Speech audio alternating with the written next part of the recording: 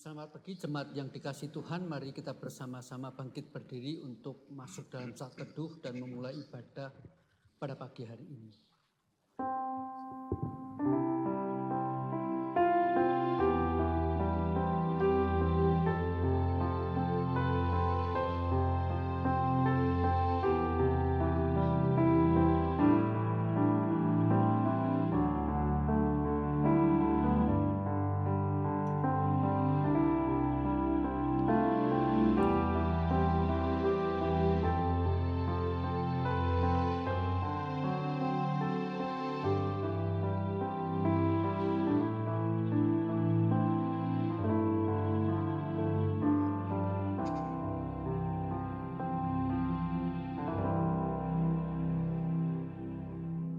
Pertolongan kita adalah dalam nama Tuhan yang menjadikan langit dan bumi, yang setianya sampai selama-lamanya dan tidak meninggalkan pekerjaan tangannya. Turunlah kiranya atas kita sekalian kasih karunia dan damai sejahtera dari Allah Bapa kita dan dari Tuhan kita, Yesus Kristus. Amin. Shalom Bapak Ibu, selamat pagi. Mazmur 63 ayat yang kedua dan ketiga mengatakan, Ya Allah, Engkaulah Allahku, aku mencari Engkau. Jiwaku haus kepadamu, tubuhku rindu kepadamu seperti tanah yang kering dan tandus, tiada berair. Demikianlah aku memandang kepadamu di tempat kudus-Mu, sambil melihat kekuatan-Mu dan kemuliaan-Mu. Mari kita mau angkat pujian ini. Kita mau katakan, jiwaku haus kepadamu Tuhan. Jiwaku merindukan-Mu, Engkau Allah yang hidup. Terima kasih Tuhan. Terima kasih Tuhan.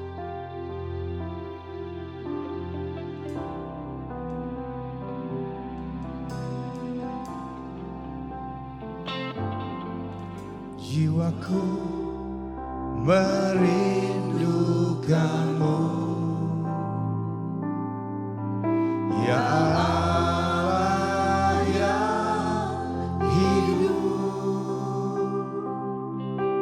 Jiwaku haus kepadamu, Ya Allah, ya. Sekali lagi katakan, jiwaku merindukan-Mu Tuhan. Jiwaku merindukan-Mu, Ya Allah.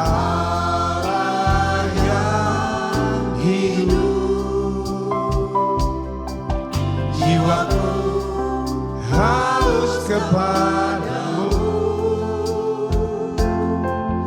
Ya Allah,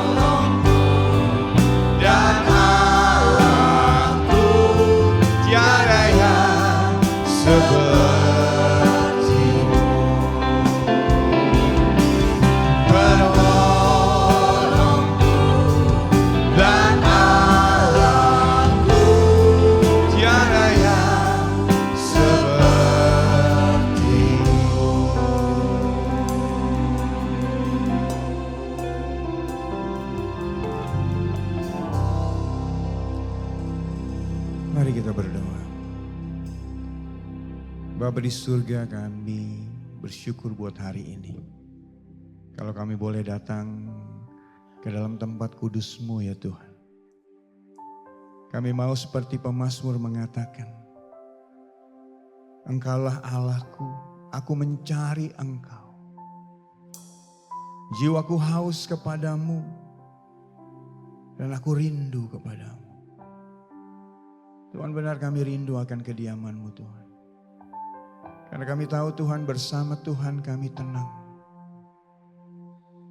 Di tengah-tengah kehidupan kami, berkeluarga, gereja, dalam pekerjaan, dalam sekolah kami, dalam rumah tangga kami, hubungan kami dengan suami, istri, orang tua, anak, relasi kami, Tuhan kami tahu.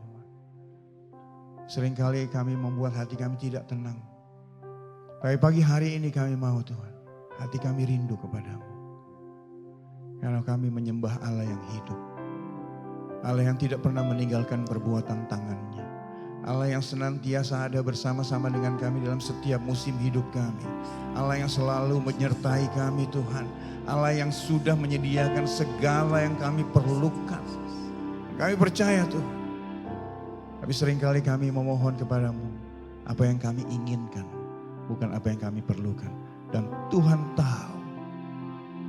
Dan ketika saat ini Tuhan kami melihat, memandang kemuliaan-Mu di tempat ini. Karena sesungguhnya hanya Engkau yang patut kami tinggikan dan kami sembah. Kami bersyukur Tuhan, kami boleh mengenal Engkau sebagai Tuhan dan Juru Selamat kami. Dan kami tahu, kami aman dan tenang bersama dengan Engkau. Dan terlebih Tuhan, ketika kami menyanyikan puji-pujian, yang sakit boleh disembuhkan, yang lemah boleh dikuatkan, yang ragu-ragu boleh diteguhkan. Terima kasih Tuhan Yesus. Dan kami semua akan keluar dari ruangan ini dengan berkat yang baru yang daripada Tuhan. Dan kami percaya Tuhan, firman-Mu akan memberkati kami. Firman-Mu yang akan menyinari kami Tuhan. Dan bagaikan tanah yang subur, firman ini boleh berakar, bertumbuh dan berbuah-buah lebat dalam kehidupan kami. Sehingga kami tidak takut lagi Tuhan ketika kita berjalan, menjalani hidup kami ke depan. Karena kami tahu Engkau ada bersama-sama dengan kami. Terima kasih Tuhan Yesus, pimpin jemaat Tuhan di tempat ini. Yang sudah datang, yang sedang dalam perjalanan, yang sedang di rumah, dimanapun mereka berada. Tuhan berkati. Tuhan kami percaya Tuhan, Engkau berkati kami hari ini. Anak-anak sekolah minggu, remaja, pemuda, lansia, Tuhan berkati semua. Terima kasih Tuhan Yesus, berkati seluruh pelayan Tuhan pagi hari ini Tuhan. Sembunyikan kami semua di belakang salib-Mu, jangan sekalipun kami mencuri kemuliaan-Mu Tuhan. Dan kami tahu Tuhan, hanya Engkau yang layak kami puja, tinggikan, muliakan. Terima kasih Tuhan, dan apabila ada kuasa gelap, roh-roh jahat yang hendak mengganggu kami, mencoba menarik kami keluar dari kasih-Nya Tuhan, kami bersehati menolak, menghancurkannya dalam nama Tuhan Yesus. Tuhan Yesus sudah menang. Kami lebih daripada pemenang. Terima kasih Tuhan Yesus. Dalam nama Tuhan Yesus kami serahkan ibadah kami ini. Yang percaya boleh katakan amin. Berikan sorak-sorai buat dia. Mari anak-anak sekolah minggu.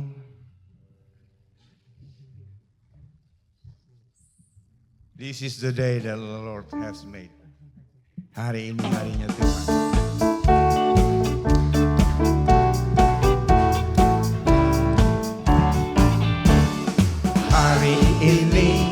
Hari ini harinya Tuhan, harinya Tuhan. Mari kita bersukaria, bersukaria. Hari ini harinya Tuhan, mari kita bersukaria. Hari ini harinya Tuhan. This is the day that the Lord has made. I will rejoice.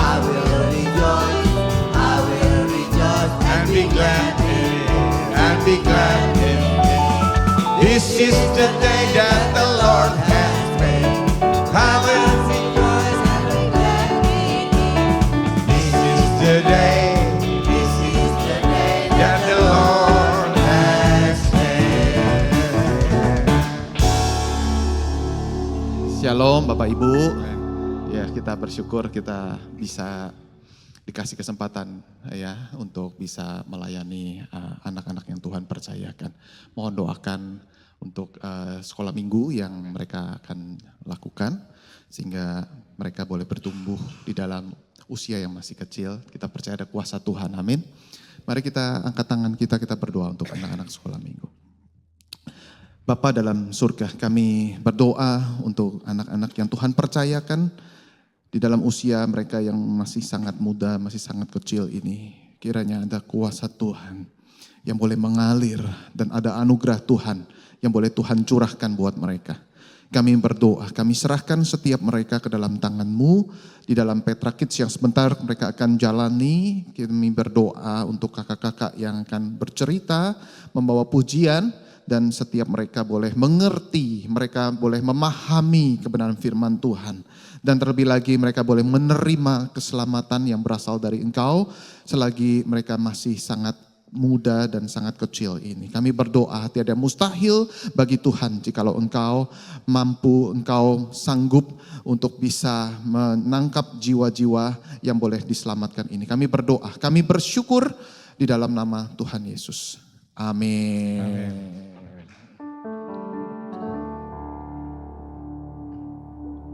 Silakan duduk Bapak Ibu.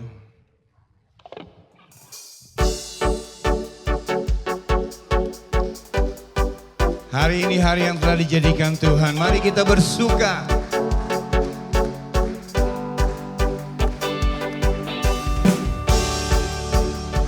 Amin. Haleluya. Yang di atas ready bersuka cita. Amin.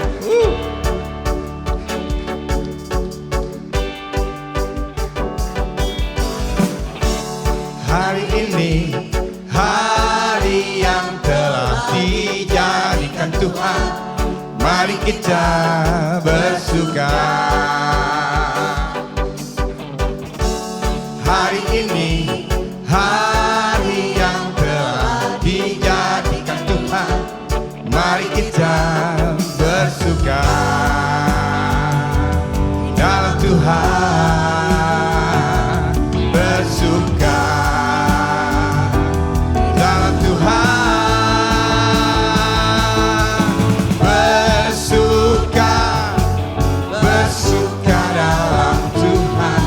Mari bersuka, bersuka citalah. Bersuka, bersuka dalam Tuhan. Mari bersuka, bersuka citalah.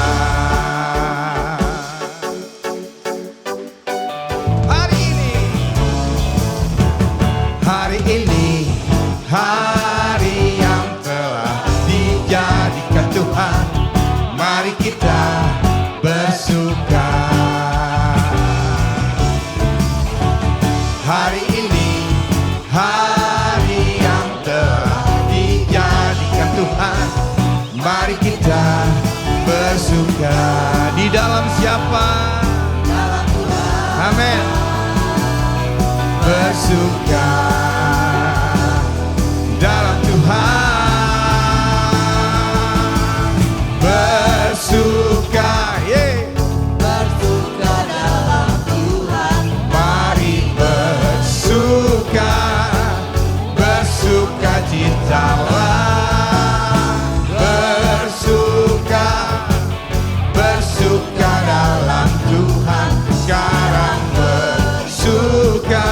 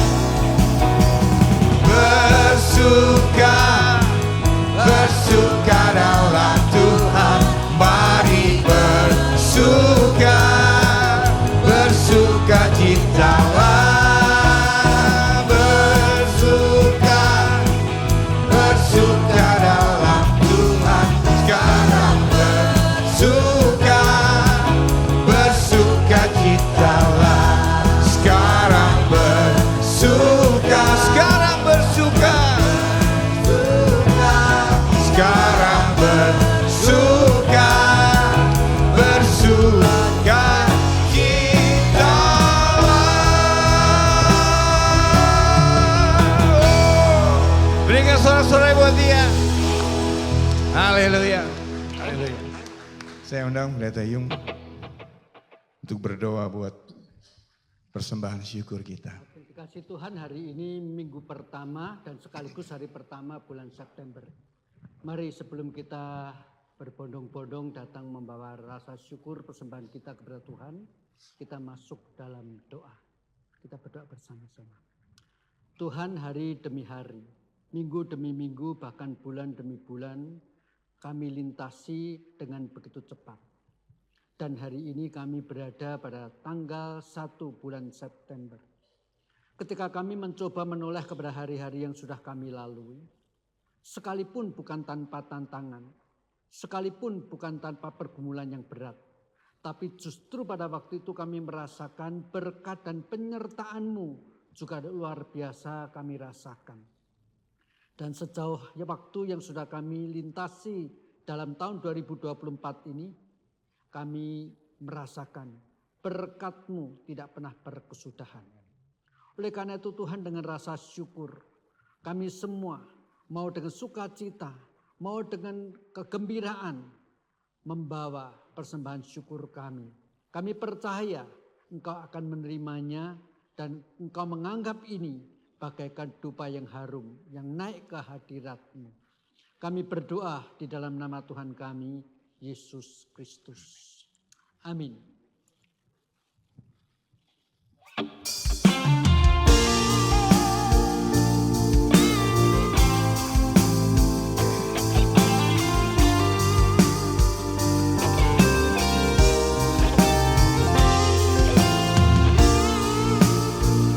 Begitu besar kasih Allah buat kita.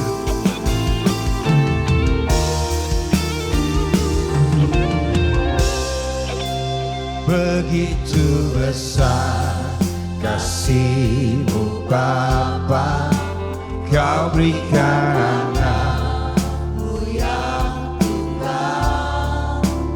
Di saat aku percaya, kasih menyelamatkanku, bukan sebagai hakim dunia, tapi penyelamat yang berkorban. Untuk diriku Kau tebusku, kasih menyelamatkanku. Ingat kasih-Nya yang mengubah hidupku, ingat kasih-Nya yang selalu ada. Kasih Yesus, kasih Yesus bagiku.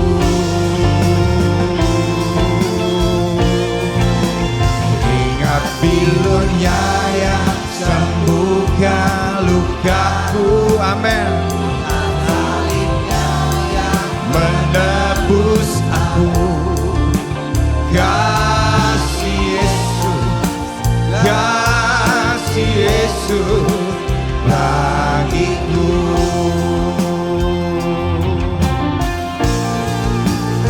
Karena begitu besar kasih Allah akan dunia ini, sehingga Dia mengaruniakan anaknya yang tunggal, supaya saudara dan saya boleh beroleh hidup yang kekal. Yang pagi hari ini kita boleh rayakan perjamuannya.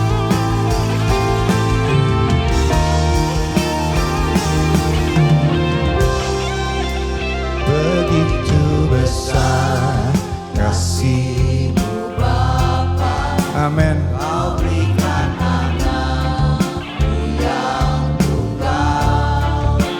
Di saat aku percaya, kasih menyelamatkanku,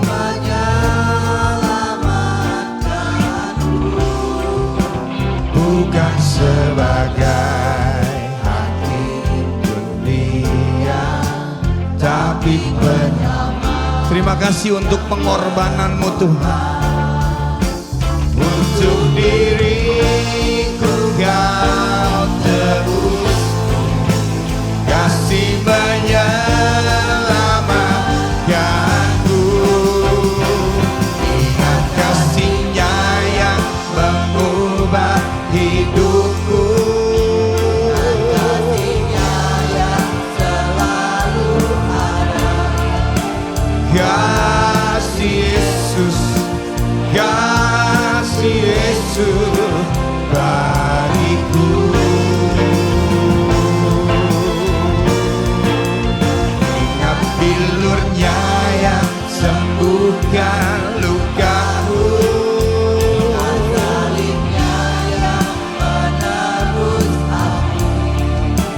kasih Yesus, kasih Yesus bagiku.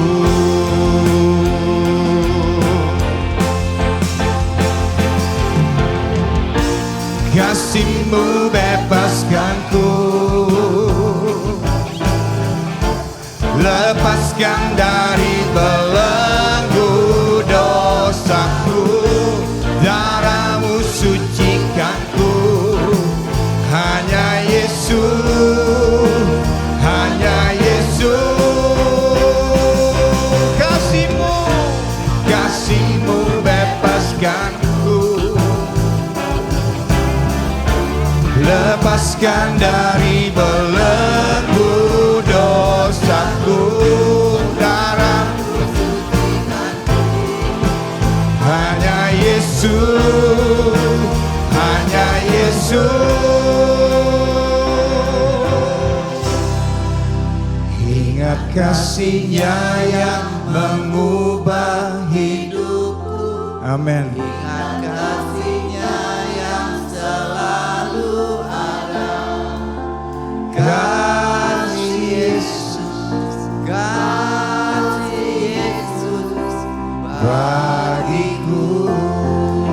Ingat bilurnya, ingat bilurnya yang sembuh. Terima kasih Tuhan buat bilur-bilur-Mu. Ingat salibnya yang menebus. Amin. Kasih Yesus, kasih Yesus bagiku. Ingat kasih-Nya yang mengubah hidupku. Ingat kasih-Nya yang selalu ada. Kasih Yesus, kasih Yesus bagiku.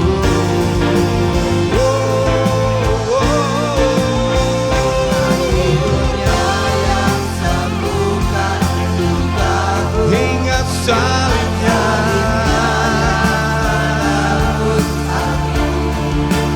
kasih Yesus, kasih Yesus bagiku. Kasih Yesus, kasih Yesus, kasih Yesus, kasih Yesus,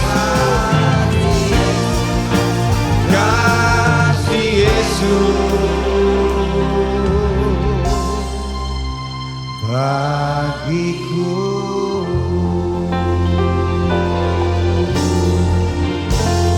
Berikan sorak-sorai buat Dia. Haleluya, berikan sorak-sorai buat Dia, saudara. Karena kasih-Nya saudara dan saya boleh ada di tempat ini. Haleluya. Bapak Ibu, pagi hari ini saya nggak tahu apa yang ada dalam pergumulanmu. Kemarin malam, kemarin sore kami mendengar salah satu jemaat kena serangan jantung lalu sempat tidak sadar diri. Tapi karena kasih Tuhan, dia boleh dibawa ke rumah sakit dan dipasang ring dan saat ini boleh sadar dan luar biasa. Tuhan berikan kesempatan. Tapi saya nggak tahu apa yang terjadi dalam hidup saudara dan saya. Saudara, kita nggak pernah tahu apa yang akan terjadi di depan. Besok, setengah menit lagi, 1 menit lagi. Saya nggak tahu apa penyakit yang saudara sedang alami pada hari. Tapi pada pagi hari ini, saudara, kita mau berdoa. Pendeta Yung Tikyuk mau berdoa untuk kita. Mari kita sama-sama bangkit berdiri. Kita mau nyanyikan lagu ini dulu. Kita tahu Tuhan kita adalah penolong yang setia. Kita tidak takut dan tidak bimbang. Karena kita tahu Tuhan kita bersama-sama dengan kita. Saat ku berjalan, kasih-Mu menerangi langkahku. Takut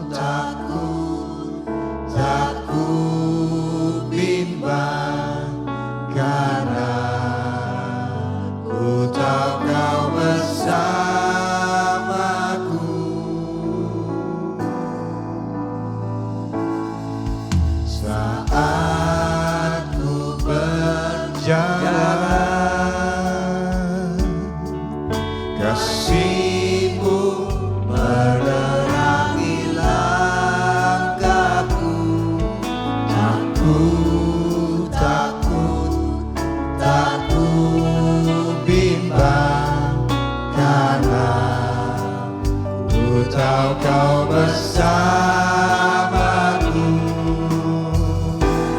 Kau lebih tahu yang terbaik bagiku. Kau lebih sanggup pulihkan hidupku. Ku berserah, ku percaya hanya Yesus penolong yang setia. Kau lebih tahu,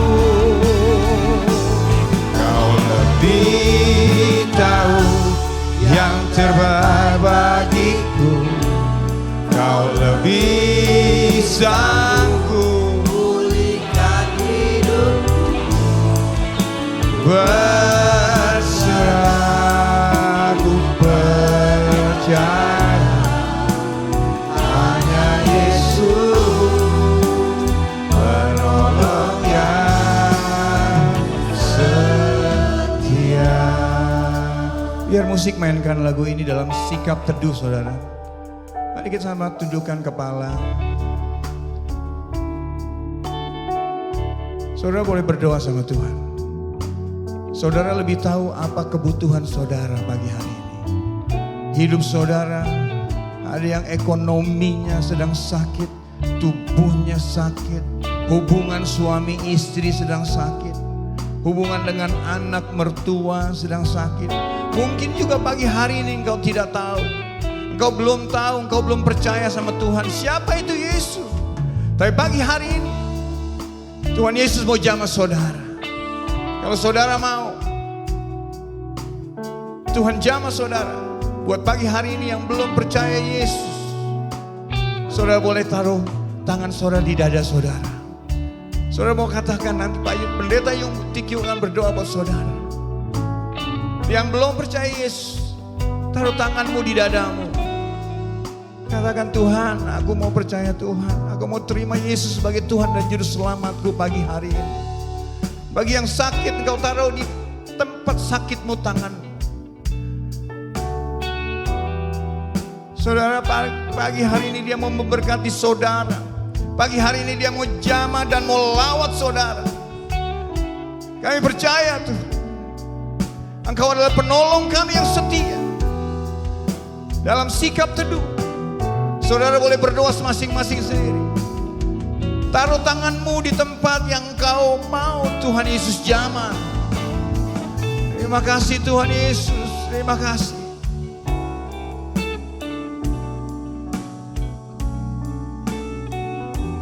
Terima kasih Tuhan, terima kasih.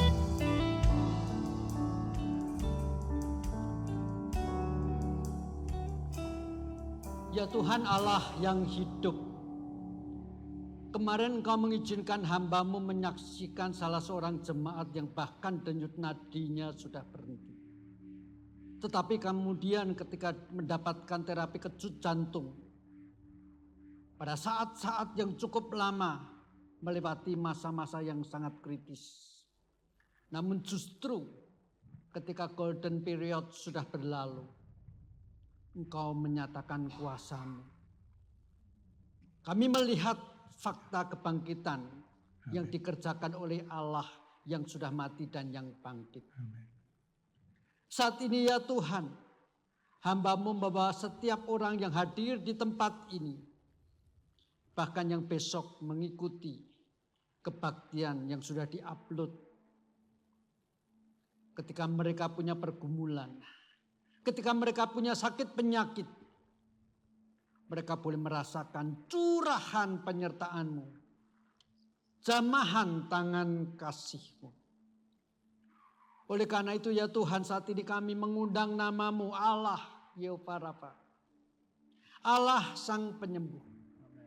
Kami mengundang nama-Mu, Allah Yehova Jireh, Allah yang memelihara. Kami mengundang nama-Mu, Allah Ebenezer, Allah yang menyertai kami sampai sekarang ini. Tuhan, kami serahkan diri kami masing-masing ke dalam tangan-Mu dengan pergumulan kami masing-masing. Yang tidak mungkin hamba-Mu sebut satu persatu. tetapi Engkau melihat dari ketinggian surga yang mulia sampai ke dalam hati kami masing-masing. Kepadamu Tuhan, Sang Gembala yang agung, hamba-Mu serahkan setiap diri kami, bahkan hamba-Mu sendiri dengan segenap keluarganya. Satu persatu jemaat-Mu dengan segenap keluarganya. Yang sedang di rumah sakit, yang bahkan tidak sadar di dalam dirinya mengidap penyakit-penyakit tertentu. Semua yang mengalami pergumulan, yang meragukan cinta kasih Tuhan, bahkan yang hatinya belum terbuka untuk keselamatan dalam Engkau. Biarlah ketika hamba-Mu berdoa, seruan doa hamba-Mu ini sampai ke hadirat-Mu. Amin. Dan pada waktu-Mu yang paling indah, apa yang kami doakan, Engkau kabulkan melampaui apa yang dapat kami minta. Terpujilah nama Tuhan di dalam Kristus Yesus. Amin. Kau lebih tahu yang terbaik bagiku. Kau lebih sanggup pulihkan hidupku. Ku berserah, ku percaya hanya Yesus penolong yang setia. Kau lebih tahu, kau lebih tahu yang terbaik bagiku. Kau lebih sanggup. Yes, yes Lord. Berserah, ku percaya hanya Yesus penolong yang setia. Kau lebih tahu yang terbaik bagiku. Kau lebih sanggup pulihkan hidupku. Amin. Berserah, ku percaya hanya Yesus penolong yang setia. Kau lebih tahu yang terbaik bagiku. Nyanyikan dengan imanmu. Kau lebih sanggup. Hanya Dia yang sanggup, saudara. Amin. Berserah, ku percaya hanya Yesus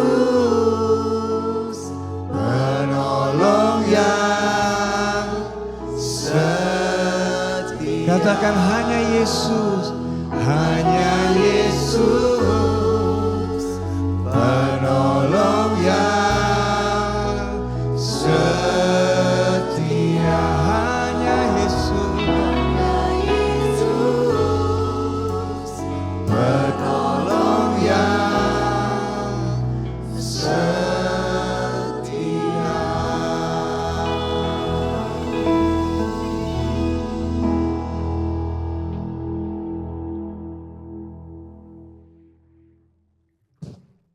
Silahkan duduk. Ya, bagus saja. Oke.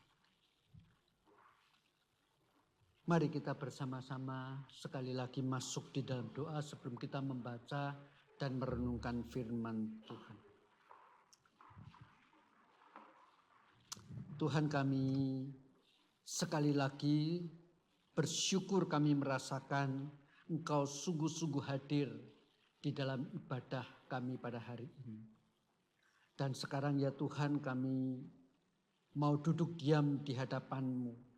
Tolong setiap kami, supaya firman yang kami baca dan kami renungkan boleh sekali lagi membuat kami hanya bersandar, hanya beriman, dan terus bertaut pada iman kami hanya kepada Engkau. Tolong hamba-Mu yang akan menyampaikan firman Tuhan juga setiap kami yang akan mendengarnya. Dalam nama Kristus Yesus kami berdoa. Amin. Hari ini kita akan bersama-sama merenungkan satu tema yang agak aneh mungkin, musuh yang melayani. Mari kita bersama-sama membuka Keluaran pasal 2. Keluaran pasal 2 saya akan baca mulai ayat pertama sampai dengan ayat yang ke-11. Demikian bunyi firman Tuhan. Seorang laki-laki dari keluarga Lewi kawin dengan seorang perempuan Lewi. Lalu mengandunglah ia dan melahirkan seorang anak laki-laki. Ketika dilihat bahwa anak itu cantik, disembunyikannya 3 bulan lamanya. Tetapi ia tidak dapat menyembunyikannya lebih lama lagi. Sebab itu diambilnya sebuah peti pandan, dipakalnya dengan gala-gala dan ter. Diletakkannya bayi itu di dalamnya. Ditaruhnya peti itu di tengah-tengah teberau di tepi sungai Nil. Kakaknya perempuan berdiri di tempat yang agak jauh untuk melihat apakah yang akan terjadi dengan dia. Maka datanglah putri Firaun untuk mandi di sungai Nil. Sedang dayang-dayangnya berjalan di tepi sungai Nil. Lalu terlihatlah olehnya peti yang di tengah-tengah teberau itu. Maka disuruhnya hambanya perempuan untuk mengambilnya. Ketika dibukanya dilihatnya bayi itu. Dan tampaklah anak itu menangis. Sehingga belas kasihannya ia kepadanya dan berkata, tentulah ini bayi orang Ibrani. Lalu bertanyalah kakak anak itu kepada putri Firaun. Akan kupanggilkankah bagi tuan putri seorang inang penyusu dari perempuan Ibrani untuk menyusukan bayi itu dan bagi tuan putri? Saat putri Firaun kepadanya, baiklah. Lalu pergilah gadis itu memanggil ibu bayi itu. Maka berkatalah putri Firaun itu kepada ibu itu, bawalah bayi ini dan susukanlah dia bagiku, maka aku akan memberi upah kepadamu. Kemudian perempuan itu mengambil bayi itu dan menyusuinya. Ketika anak itu telah besar, dibawanyalah kepada putri Firaun yang mengangkatnya menjadi anaknya dan menamainya Musa. Sebab katanya, karena aku telah menariknya dari air. Pada waktu itu, ketika Musa telah dewasa, ia keluar mendapatkan saudara-saudaranya untuk melihat kerja paksa mereka. Lalu dilihatnya seorang Mesir memukul seorang Ibrani, seorang dari saudara-saudaranya itu. Sampai di sini pembacaan firman Tuhan. Saya percaya kita semua sebetulnya tahu latar belakang daripada cerita ini. Sudah sekitar 400 tahun lamanya bangsa Israel menjadi budak di Mesir. Atau kalaupun bukan budak minimal pekerja tenaga rodi. 400 tahun lamanya. Selama itu saya percaya orang-orang Israel punya satu anggapan, Allah tidak peduli kepada mereka. Bahkan kalau kita membaca pada pasal-pasal selanjutnya tetapi tidak kita kupas, minimal boleh disimpulkan bahkan mereka pun sudah tidak tahu Allah Abraham, Allah Ishak, Allah Yakub, Allah nenek moyang mereka ini namanya siapa. Mereka sudah begitu lama merasa Allah tidak peduli kepada mereka. Itu 400 tahun lamanya. Kapankah peristiwa ini mulai terjadi? Kalau kita bandingkan, mari kita lihat di dalam Keluaran pasal yang pertama ayat yang ke-8. Demikian bunyi firman Tuhan. Kemudian bangkitlah seorang raja baru memerintah tanah Mesir yang tidak mengenal Yusuf. Sosok orang-orang Israel dalam hal ini Yehuda, Simeon, Ruben, kakak-kakak dan adik daripada Yusuf yang satu orang yaitu Benyamin. Itu pindah ke Mesir jumlahnya 70 orang. Itu karena Yusuf sudah menjadi Perdana Menteri Mesir. Dan pada saat yang sama terjadi kelaparan di seluruh wilayah waktu itu. Maka 70 orang pindah ke Mesir. Yusuf Perdana Menteri. kepada Yusuf yang Perdana Menteri, orang yang sangat dicintai oleh Firaun, keluarga Yakub mendapatkan tempat pemukiman yang paling mentereng, yang paling elit, tanah Goshen. Tetapi di dalam Keluaran pasal pertama ayat yang ke-8 ini dikatakan nama Yusuf.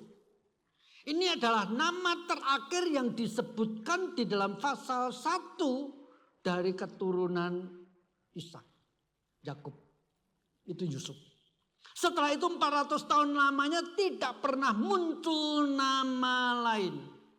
Dengan disebutkannya nama Yusuf dalam ayat 8 ini sekaligus terjadi titik balik. Dari warga yang sangat dihormati, mendapatkan perkampungan tanah Goshen yang sangat elit.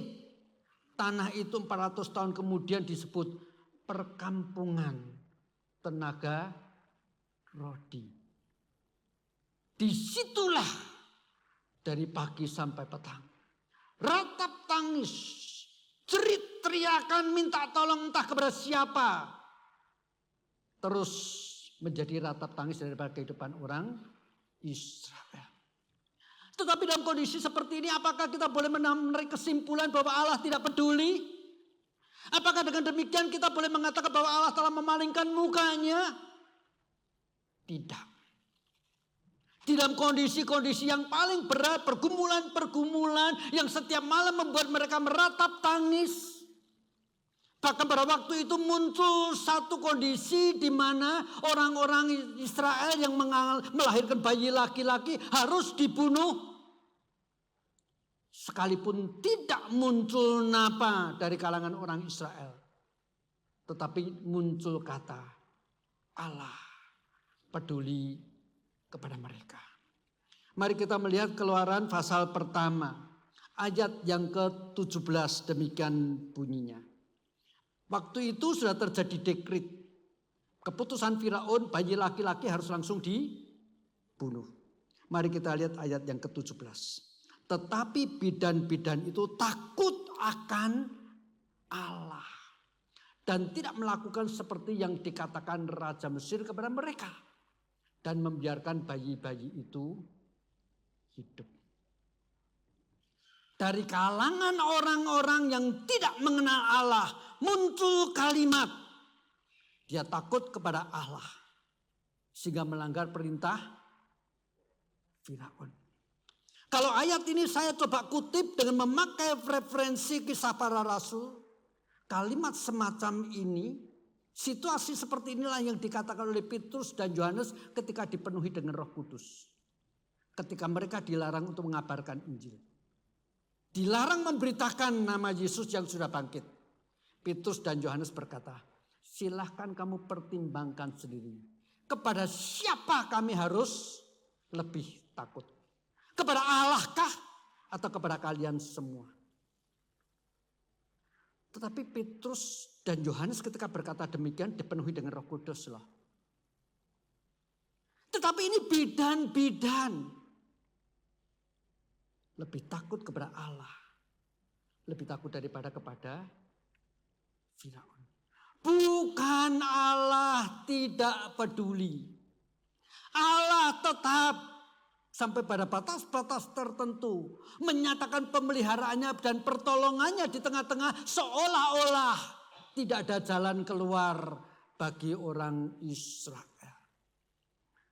Tetapi hidup itu memang seperti naik roller coaster. Kadang-kadang aman, kadang-kadang mengalami kesulitan.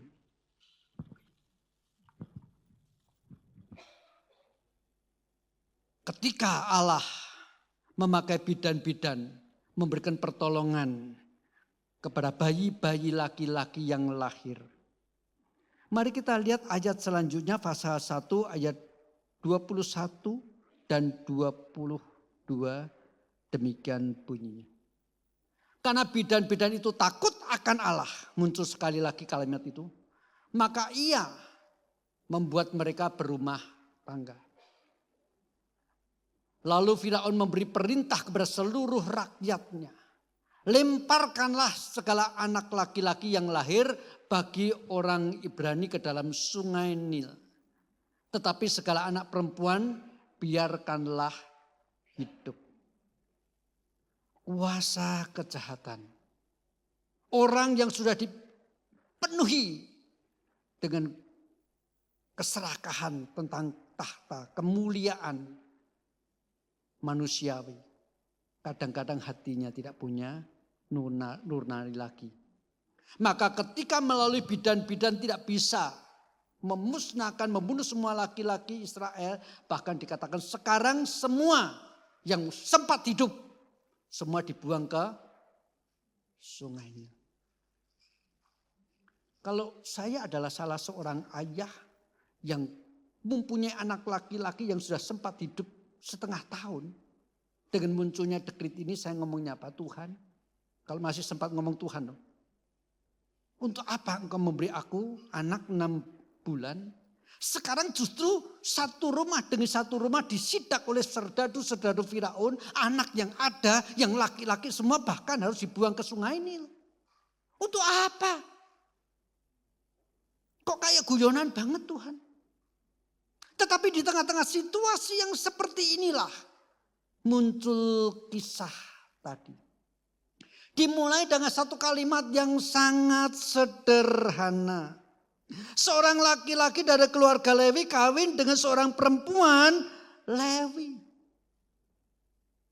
Emang ketika Musa mencatat kisah ini, dia tidak tahu nama bapaknya, tidak tahu nama ibunya, tidak tahu nama daripada kakaknya perempuan, tidak tahu nama ibu tirinya, tahu. Tetapi kenapa pada bagian ini justru Musa tidak menyebut namanya yang lain kecuali nama Musa, dirinya sendiri. Ini sebuah cara penceritaan untuk mengatakan. Ketika seolah-olah tidak ada seorang pun yang dipakai Allah.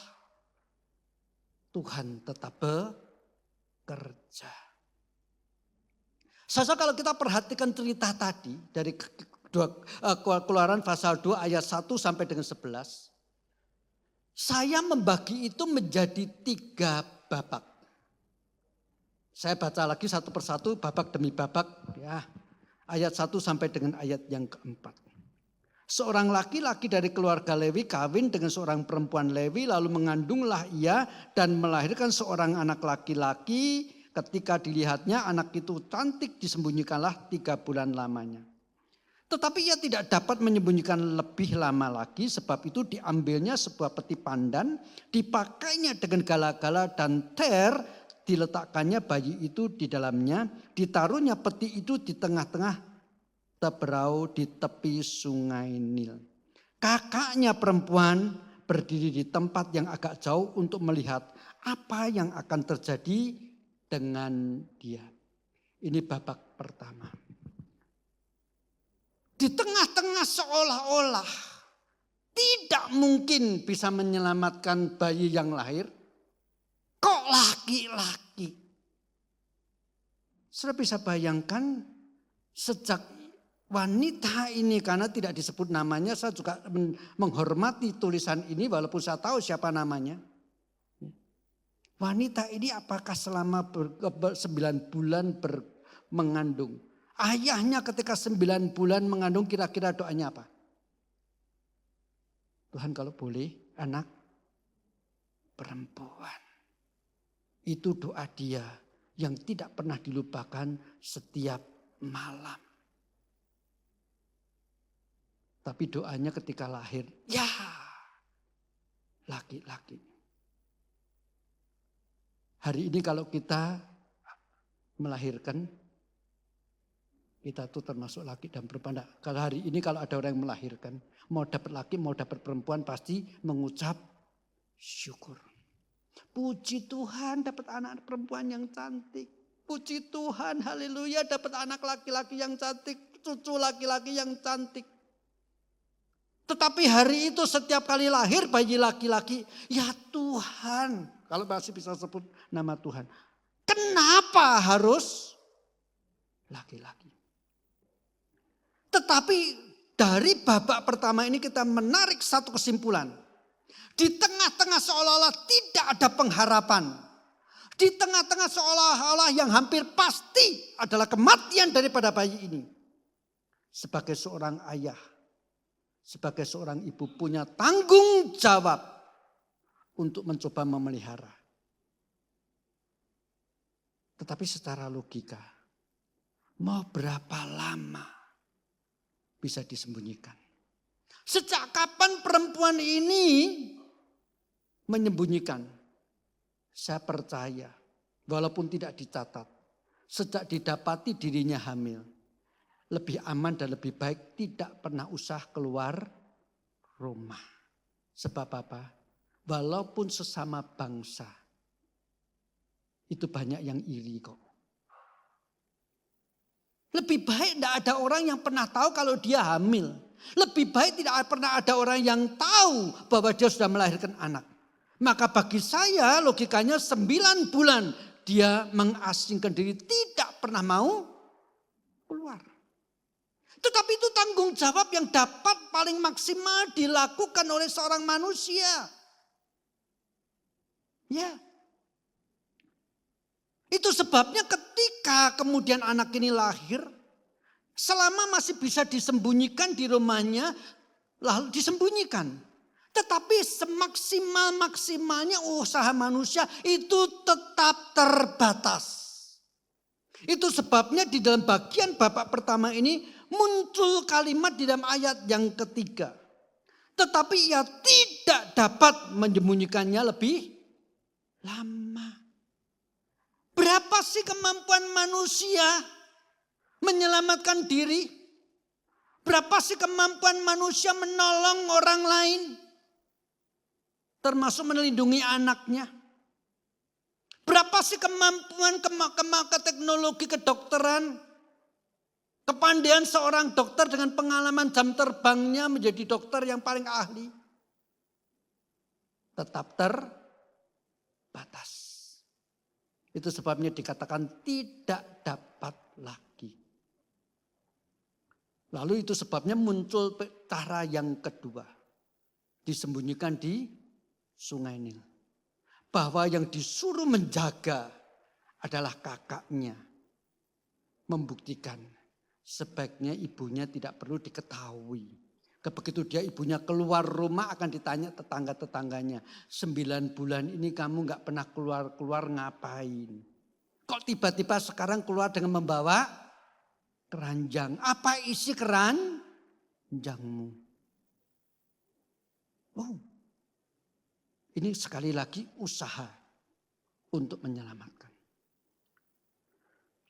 Sasa, si anak ini harus menletakkan pandan yang berisi dengan bayi itu diapungkan di Sungai Nil. Hari pertama dia mungkin menempatkan di tempat ini. Tapi dia merasa terlalu panas. Pemandangan di sekitarnya juga gersang. Maka hari kedua dia mencari tempat yang lebih nyaman untuk dia.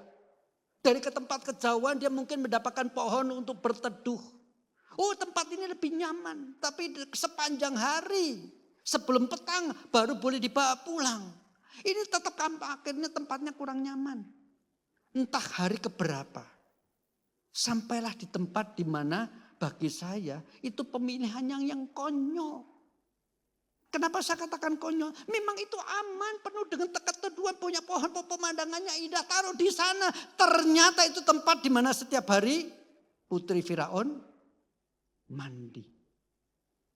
Maksud hati mencari tempat yang nyaman. Maksud hati untuk memberikan perlindungan yang paling enak untuk adiknya. Tetapi pada saat yang sama ternyata menghantar ke tempat yang paling berbahaya. Itu babak pertama. Ya kan? Babak pertama. Sekali lagi hanya membuktikan kadang-kadang hikmat bijaksana manusia. Usaha manusia itu bisa salah. Kalau kita cuma berhenti sampai pada babak pertama ini, kita sebagai penonton misalnya, nonton film itu sampai pada bagian ini kita ngomongnya apa? Alah, kenapa dibawa ke tempat itu? Tahu nggak itu tempat putri Firaun mandi? Salah, ke kiri dikit, ke kiri dikit. Ya, saya pernah nonton film, samping saya tuh orang yang kasih komentar, kasih usulan sama pemain-pemainnya. Jengkelin. Iya, jangan ke sana, jangan ke sana. Bu, diam bu. Ya, maaf. Oh, apa sebelah kamu. Bu, maaf ngagu. Ya, maaf. Selalu begitu. Sasa. Malaikat-malaikat di surga mungkin ketika melihat kakaknya membawa anak itu pada hari yang kesekian di tempat dekat dengan putri Firaun mandi. Ya aduh, jangan ke sana. Tapi dia noleh ke sampingnya, lihat Tuhan cuman senyum-senyum. Karena rencana Tuhan bahkan sampai pada batas-batas tertentu tidak seluruh malaikat tahu. Alkitab membuktikan ketika karunia keselamatan diberikan oleh Allah kepada manusia, malaikat terheran-heran. Kok kayak begini? Enggak pernah sangka. Kalau kita cuma berhenti sampai pada babak pertama, celaka. Mendekati bahaya. Nah saudara, mari kita lihat ketika kemudian dikatakan di dalam babak yang kedua. Ayat yang kelima sampai dengan ayat yang ke-10.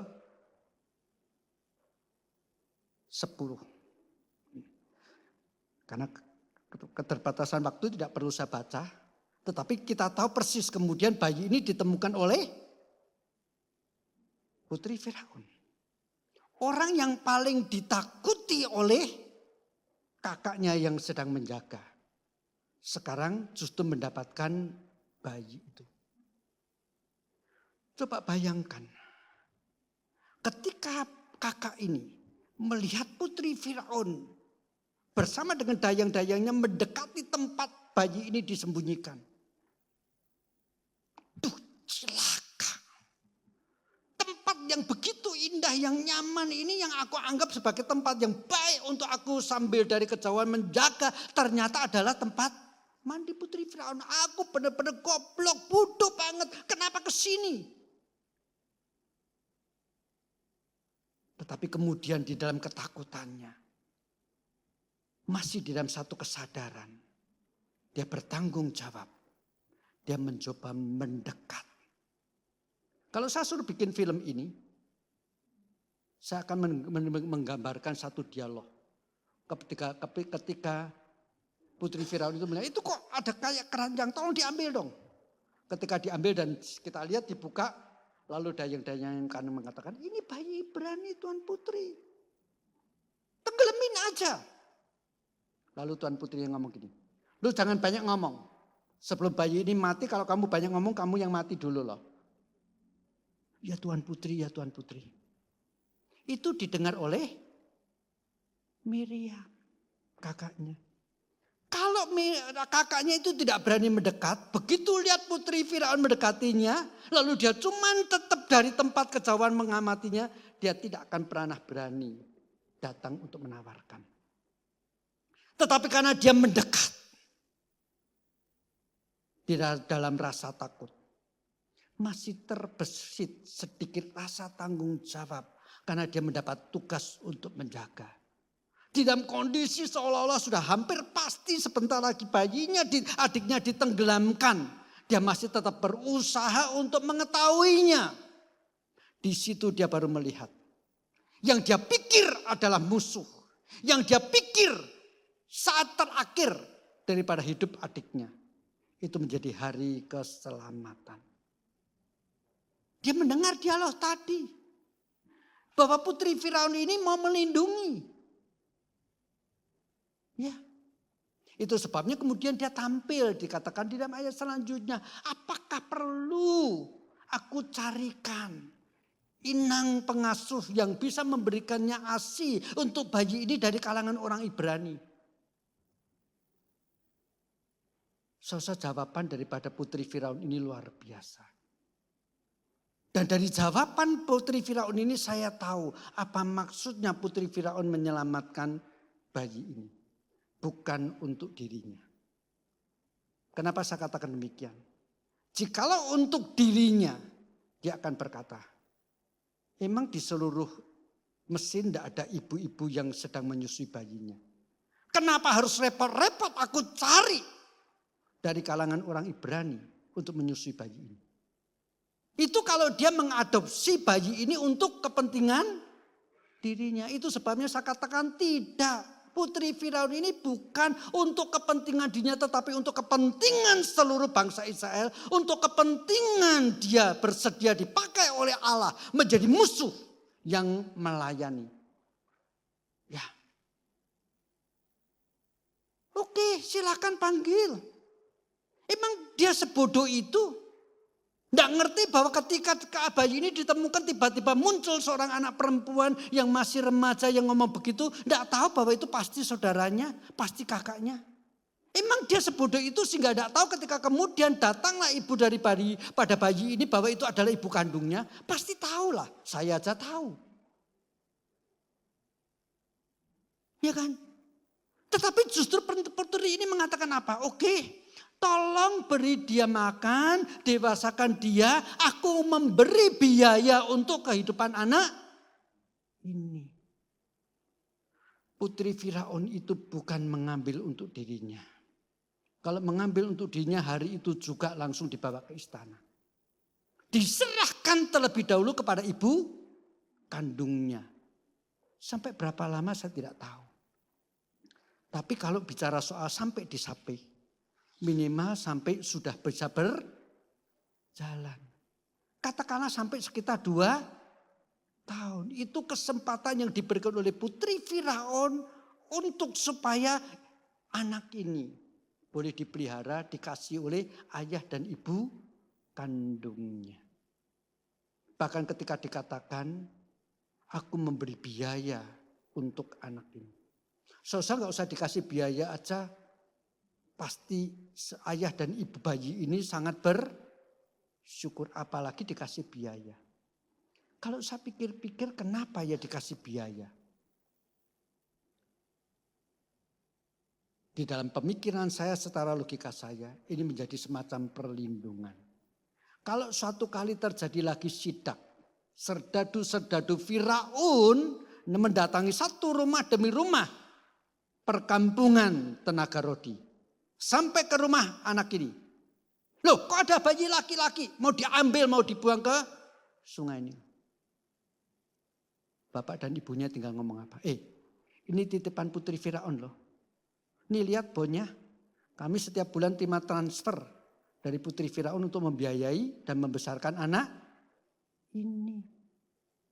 Luar biasa sekali. Kalau tidak ada itu, biaya yang rutin dikirim oleh putri Firaun ketika ada sidak. Habis sudah nyawa anak ini. Wow. Sama seperti Tuhan bekerja lewat bidan-bidan yang menyelamatkan bangsa Israel. Sekarang Tuhan menyelamatkan anak ini lewat seorang putri Firaun. Ketika putri Firaun ini melakukan hal yang demikian, dia sedang melawan ayahnya, melindungi musuhnya. Luar biasa sekali. Luar biasa sekali. Itu sebabnya dia sengaja setelah anak ini berusia 2 tahun, katakanlah begitu, diserahkan kepada putri Firaun, dibawa masuk ke istana. Dia mengatakan, aku tidak peduli namamu yang diberikan oleh ibumu apa. Hari ini aku beri nama engkau Musa. Yang artinya ditarik dari air. Mungkin waktu itu ketika diberi nama Musa tidak tahu apa artinya. Kenapa diberi nama itu. Tetapi kemudian setelah dia mulai mungkin umur 4, umur 5, dia pernah bertanya, Mama, kenapa aku dikasih nama yang aneh, ditarik dari air? Oh anakku, ceritanya tuh begini dan begini. Dijelaskan semua. Satu kali anak saya juga tanya kepada saya, Pak, kenapa aku dikasih nama Yunus? Saya menjawab, Karena Yunus dengan hati yang jengkel, terpaksa sekali. Dia pergi ke Niniwe, 1 kali bertobat. Seluruh kota bertobat. Sekali khotbah, seluruh kota bertobat. Saya harap kamu jadi Yunus yang bukan dengan terpaksa, tapi dengan sukarela. Menggemparkan kota. Itu harapan saya. Tetapi harapan saya tidak tercapai, tidak jadi soal. Karena tidak semua harapan kita bisa tercapai. Kalau semua harapan kita tercapai, kita lebih dari Tuhan. Ya. Karena banyak harapan-harapan Tuhan dalam diri kita tidak tergenapi, oleh karena kita lebih suka mengikuti hawa nafsu kita. Lebih daripada kehendak Tuhan. Ya kan? Mami, kenapa aku diberi nama ini? Ingat ya, ceritanya tuh begini. Sekalipun kamu hidup mewah sebagai seorang pangeran di tengah-tengah kerajaan Mesir, tapi kamu tuh sebetulnya orang Ibrani. Itu kata daripada putri Firaun. Itu sebabnya dia sengaja kasih nama Musa untuk mengingatkan Musa siapa jati dirimu yang sesungguhnya. Itu sebabnya walaupun kalau dalam Alkitab yang tertulis seperti ini, perikop ini sebetulnya selesai dari pasal 2 ayat 1 sampai dengan 10. Saya lebih senang membaca sampai dengan ayat 11. Sebab di dalam ayat 11 ini muncul babak yang terakhir, babak yang ketiga. Pada waktu itu ketika Musa telah dewasa, ia keluar mendapatkan saudara-saudara untuk melihat kerja paksa mereka. Musa tahu persis. Dia ini orang Ibrani yang mengalami perkecualian. Saudara-saudaranya kerja sebagai pekerja rodi. Tetapi dia hidup di dalam kemewahan. Gelimang kuasa. Mendapatkan semua yang terbaik. Tetapi dia adalah tetap orang Ibrani. Setelah nama Yusuf di pasal 1 ayat 8 tadi. Baru muncul lagi nama Musa. Sebelumnya tidak ada nama disebut. Cuma disebut Allah bekerja melalui bidan-bidan. Ada seorang laki-laki Lewi, ada seorang perempuan Lewi, kakaknya, bayi itu. Sampai muncul nama Musa. Sebab bagaimanapun, sekalipun Allah dapat bekerja dalam segala sesuatu untuk mendatangkan kebaikan. Bekerja melalui siapapun untuk memelihara. Tetapi melalui umat yang dipilihnya. Melalui umat yang dikasihinya. Dia mau secara lebih khusus melakukan pekerjaan-pekerjaan yang ajaib. Biarlah di dalam sepanjang sejarah Gereja Petra Indonesia. Bukan tanpa nama yang disebut. Tetapi boleh disebut satu persatu. Karena melalui nama-nama itu Tuhan melakukan pekerjaannya secara mulia dan ajaib. Sebut namamu diri, satu namamu pribadi demi pribadi. Di hadapan Allah. Tuhan sama seperti Musa. Aku siapa? Tuhan sama seperti Yusuf dan Musa. Aku siapa? Pakai untuk menyatakan pekerjaan dan kemuliaanmu di gereja ini. Hamba tidak rela. Dalam perjalanan secara GPI, Gereja Petra yang begitu panjang. Hanya dikatakan ada penyertaan Tuhan. Tetapi tidak ada nama-nama yang layak untuk disebutkan. Tetapi kita ketika menyebutkan nama itu bukan di dalam kesombongan. Supaya secara mencatat. Kalau bukan karena orang ini, kalau bukan karena orang itu. Bukan dengan maksud itu. Tetapi dengan kerendahan hati katakanlah Tuhan. Ini aku pakai sebagai alat yang boleh merubah zaman kegelapan menjadi satu zaman kelepasan yang luar biasa. Katakanlah itu. Tuhan menanti munculnya nama-nama seperti Yusuf dan Musa dari tengah-tengah kehidupan kita bergereja di tempat ini. Namun saudara kekasih yang diam Tuhan Yesus Kristus, jangan berhenti sampai di mana Musa oleh pemeliharaan seorang putri Firaun yang berani melawan perintah ayahnya sendiri. Mempersiapkan keselamatan, yaitu Musa, untuk melawan perintah bapaknya. Wow. Sekalipun tidak punya nama, putri Firaun ini harus kita berikan satu sebutan. Pahlawan tanpa tanda jasa. Kalau boleh pakai istilah itu. Tetapi kita jangan berhenti sampai di sini. Kalau zaman itu ada musuh yang melayani, membesarkan anak ini, bahkan yang menyelamatkan, yang mempersiapkan keselamatan bagi bangsa Israel. Sepanjang sejarah sejak manusia jatuh dalam dosa, Allah Bapa di surga juga mempersiapkan orang yang lebih besar daripada Musa, yang menyelamatkan kita. Mari kita bersama-sama melihat Roma pasal yang kelima. Roma pasal yang kelima saya akan baca mulai ayat yang ke-8 sampai dengan ayat yang ke-11. Demikian bunyi firman Tuhan. Akan tetapi Allah menunjukkan kasih-Nya kepada kita oleh karena Kristus telah mati untuk kita ketika kita masih berdosa. Lebih-lebih karena kita sekarang telah dibenarkan oleh darah-Nya, kita pasti diselamatkan dari murka Allah. Sebab jikalau ketika kita masih seteru, kalau tadi disebutkan dalam ayat 8, ketika kita masih berdosa, kita sudah diselamatkan oleh Kristus. Di dalam ayat 10 kita katakan, jikalau kita masih seteru, berarti keberdosaan kita adalah perseteruan dengan Tuhan. Diperdamaikan dengan Allah oleh kematian anaknya. Lebih-lebih kita yang sekarang telah diperdamaikan, pasti akan diselamatkan oleh hidupnya. Dan bukan hanya itu saja. Kita malah bermegah dalam Allah kita oleh Yesus Kristus Tuhan kita. Sebab oleh Dia kita telah menerima pendamaian itu. Putri Firaun, musuh yang menyelamatkan orang Israel. Yesus Kristus Tuhan kita.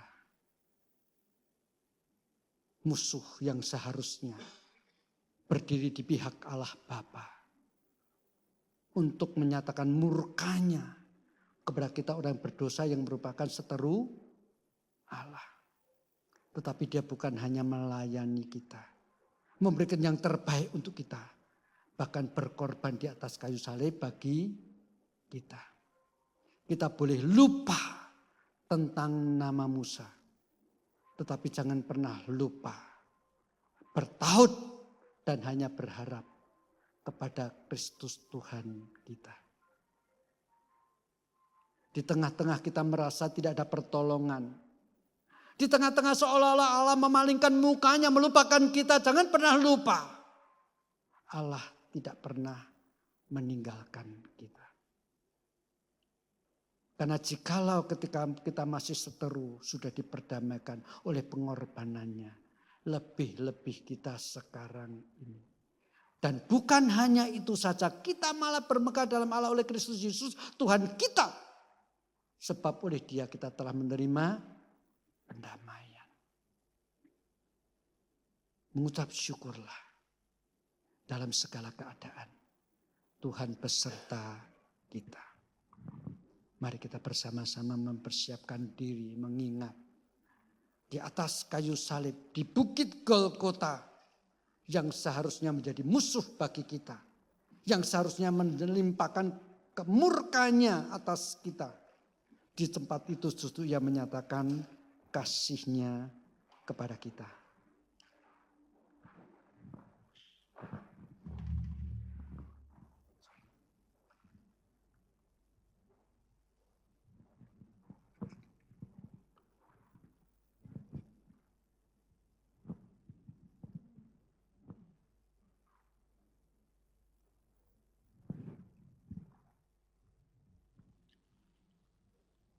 Mari kita bersama-sama menyanyikan lagu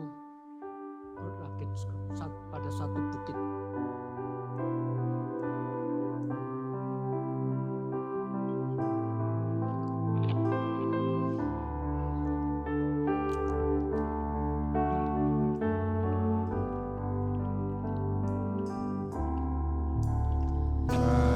satu bukit jauh dari sini, lihat salib Tuhan berdiri,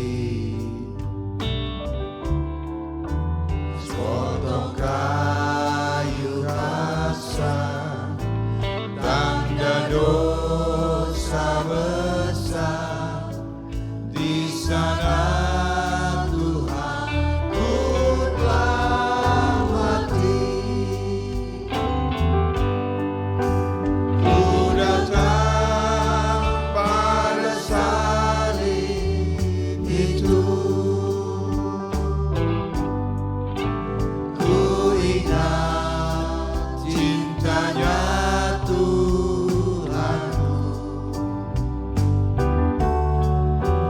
Dan ku datang pada kakinya. Sangat ku dapatkan mahkota.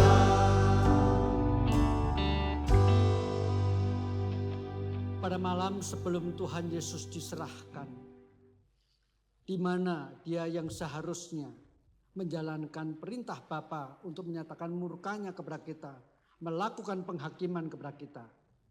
Justru pada malam itu Dia tampil sebagai pendamai yang menyelamatkan kita. Oleh karena itu malam itu sebelum Ia menjadi pendamai dengan mengorbankan dirinya di atas kayu salib, Ia mengangkat roti, memberkatinya, memecah-mecahkannya sambil berkata, inilah tubuhku yang diserahkan karena kamu. Setelah itu Ia mengambil cawan yang berisi anggur dan berkata, anggur ini sebagai meterai daripada perjanjian baru.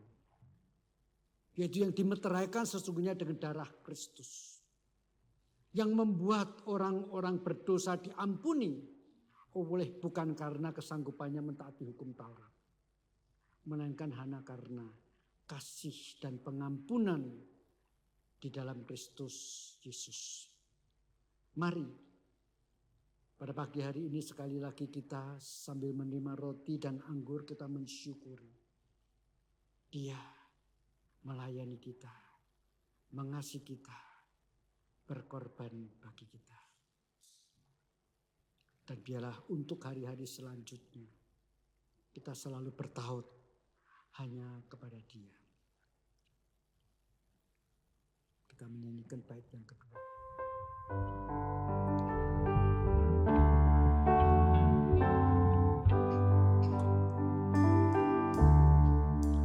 Dari kayu salib mengalir darahnya, waktu Yesus disengsarakan. Karena Dia dihujat, juga disiksakan, yang membawa selamat dunia. Ku datang pada salib itu. Ku ingat cintanya Tuhanku. Dan ku datang pada kakinya. Sangat ku dapatkan mahkota.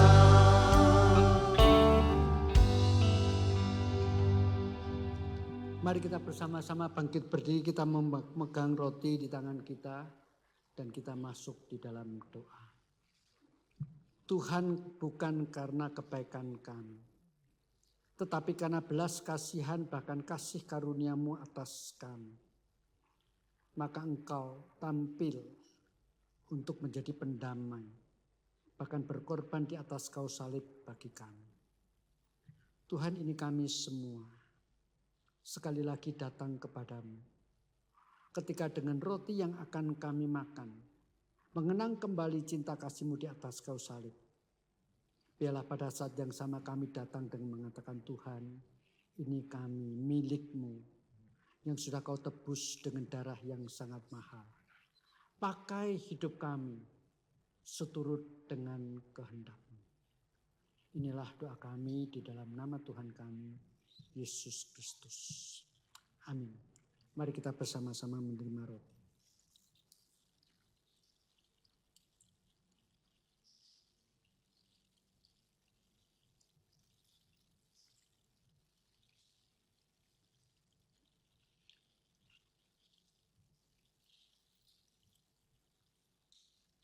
Mari kita angkat cawan di tangan kita dan kita berdoa. Tuhan, perjanjian bahwa kami diperdamaikan dengan Bapa, dimeteraikan dengan darah-Mu. Darah-Mu yang berkuasa. Sehingga kami percaya tidak ada satu lagi yang dapat memisahkan kami dari perdamaian kami dengan Bapa. Kami percaya apapun yang tetap bisa kami alami dalam dunia ini tidak membuat kami terpisah daripada-Mu. Kami mengucap syukur untuk meterai di dalam darah Kristus Yesus. Oleh karena itu Tuhan, kami mau juga oleh pertolongan roh yang bahkan Kau karuniakan kepada kami hidup seturut dengan kehendak-Mu. Sama seperti Musa pada waktu itu taat meninggalkan kemuliaan Mesir untuk menjadi sama dengan saudara-saudaranya yang menderita. Sama seperti Engkau bahkan yang merelakan meninggalkan kemuliaan surga menjadi sama dengan manusia. Bahkan mati di atas kayu salib bagi kami. Demikian juga ya Tuhan, tolong kami. Kami boleh keluar dari zona nyaman kami untuk menjadi berkat bagi banyak orang. Kami berdoa di dalam nama Tuhan kami, Yesus Kristus. Amin. Mari kita menerimanya.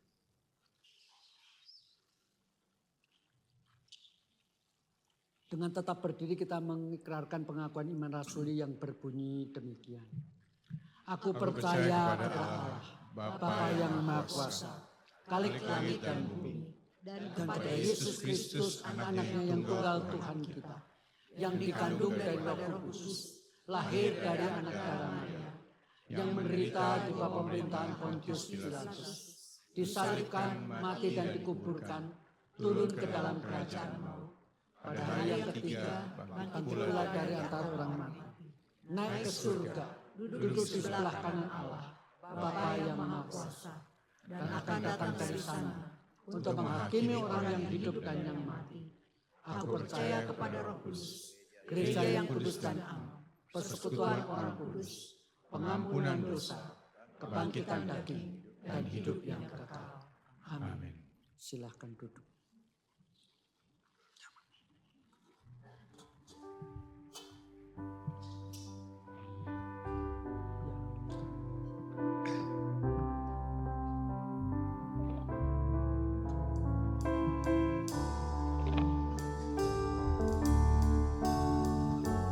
Pada satu bukit, pada satu bukit jauh dari sini, lihat salib Tuhan berdiri, sepotong kayu salsa. Dosa besar di sana.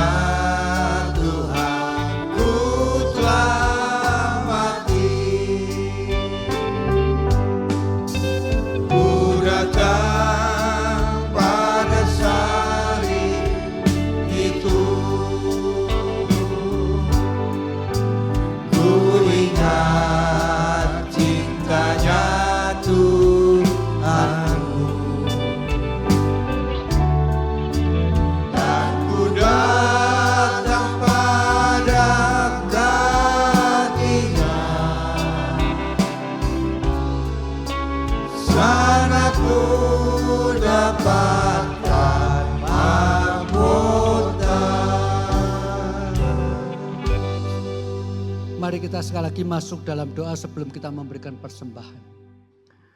Tuhan, kepadamu kami mau datang dengan membawa persembahan. Sekali lagi sebagai rasa syukur karena yang kau perbuat atas kami sungguh tak terselami. Kasih-Mu tinggi, dalam, panjang dan lebar. Kau mengorbankan diri-Mu di atas kayu salib untuk kami. Dan selama-lamanya kami boleh menyebut diri sebagai anak-anak-Mu. Dalam rasa syukur ini Tuhan, kami mau datang memberikan persembahan. Kiranya Engkau berkenan menerimanya. Dalam nama Kristus Yesus kami berdoa. Amin.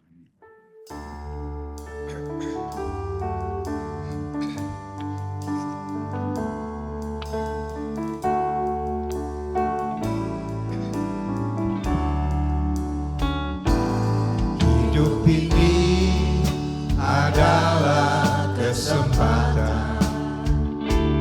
Hidup ini untuk melayani Tuhan. Jangan sia-siakan waktu yang Tuhan beri. Hidup ini hanya sementara. Oh Tuhan, pakailah hidupku selagi aku masih kuat. Bila saatnya nanti ku tak berdaya lagi, hidup ini sudah jadi berkah. Sekali lagi katakan, hidup ini adalah kesempatan. Hidup ini adalah kesempatan. Hidup ini untuk melayani Tuhan. Jangan sia-siakan waktu yang Tuhan beri. Hidup ini hanya sementara. Oh Tuhan, pakailah hidupku selagi aku masih kuat. Bila saatnya nanti ku tak berdaya lagi, hidup ini sudah jadi. Mari kita bangkit berdiri, katakan, oh Tuhan, pakailah hidupku selagi aku masih kuat. Bila saatnya nanti ku tak berdaya lagi, hidup ini sudah jadi berkah. Bila saatnya nanti ku tak berdaya lagi, hidup ini sudah jadi berkah. Bila saatnya nanti ku tak berdaya lagi, hidup ini sudah jadi berkah.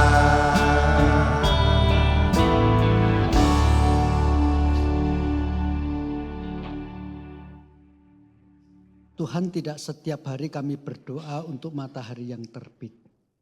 Kadang-kadang sebelum kami tidur pada malam hari kami berdoa supaya matahari tetap terbit bagi kami. Tetapi selama ini matahari terus terbit bagi kami. Tuhan juga tidak setiap saat kami berdoa meminta oksigen untuk nafas hidup kami. Tetapi Engkau terus menerus detik demi detik mencukupkan bagi kami. Tuhan, kalau kami mau jujur, tidak semua yang kami terima daripadamu itu pernah terucap dalam doa kami. Tetapi bahkan lewat yang tidak kami ucapkan dalam doa, Engkau memberikan kepada kami secara berkelimpahan dan terus menerus.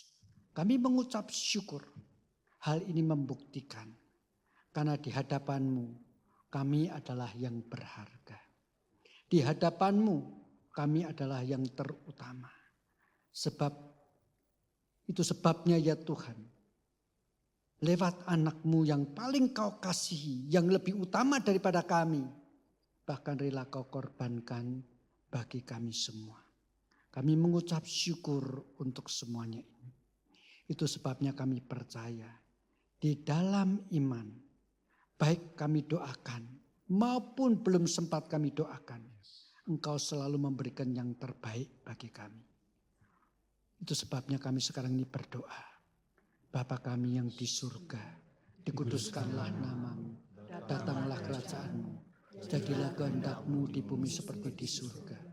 Berikanlah kami pada hari ini makanan kami yang secukupnya, dan ampunilah kami akan kesalahan kami, seperti kami juga mengampuni orang bersalah kepada kami.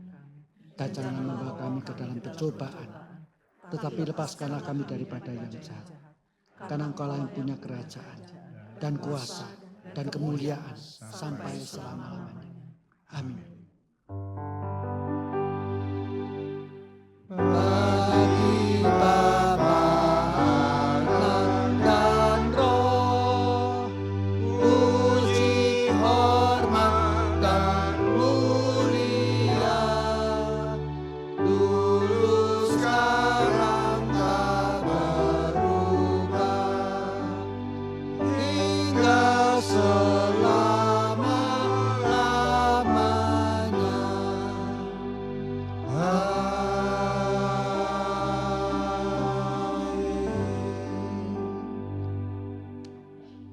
Kiranya kasih karunia daripada Allah Bapa, cinta kasih dan damai sejahtera dari Tuhan Yesus Kristus, pimpinan dan penyertaan, pemeliharaan daripada Allah Roh Kudus menyertai saudara-saudara sekarang ini sampai lama-lamanya. Amin.